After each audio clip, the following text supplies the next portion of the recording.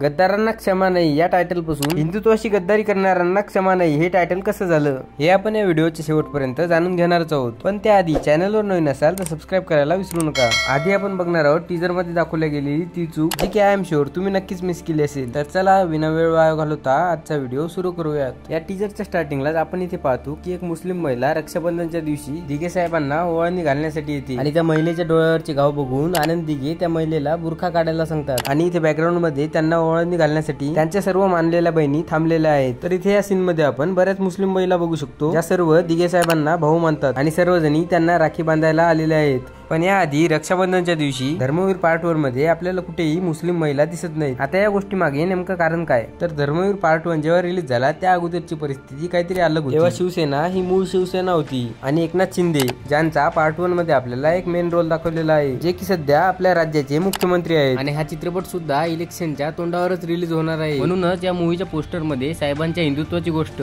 गद्दारांना क्षमा नाही पासून हिंदुत्वाशी गद्दारी करणाऱ्यांना क्षमा नाही आणि बरेच असे काही फॅक्टर्स जे या टायटलच्या बदलाला कारणीभूत ठरतात। मी आधी सांगितले हा चित्रपट प्रदर्शित होण्या अगोदर परिस्थिती काहीतरी वेगळी होती। आताची परिस्थिती पाहता आणि या चित्रपटामध्ये एकनाथ शिंदे यांचा मेन रोल पाहता मेकर्सनी नक्कीच या मूवी मध्ये सोयीस्कर बदल केले असावेत असा एक अंदाज लावला जात आहे। सोबतच एकनाथ शिंदे यांनी आनंद दिघे यांच्याकडून घेतलेली हिंदुत्वाची शिकवण आणि शिवसेनेपासून बाहेर जाण्याचा निर्णय काय घेतला असावा कदाचित हे देखील आपल्याला फ्लॅशबॅक मध्ये मेकर्स दाखवायचा प्रयत्न करतील। बाकी डायरेक्शन स्टोरी रायटिंग आणि स्क्रिप्ट रायटिंग प्रवीण तरटे करत आहेत म्हटल्यावर फक्त एकच डायलॉग डोळ्यासमोर येतो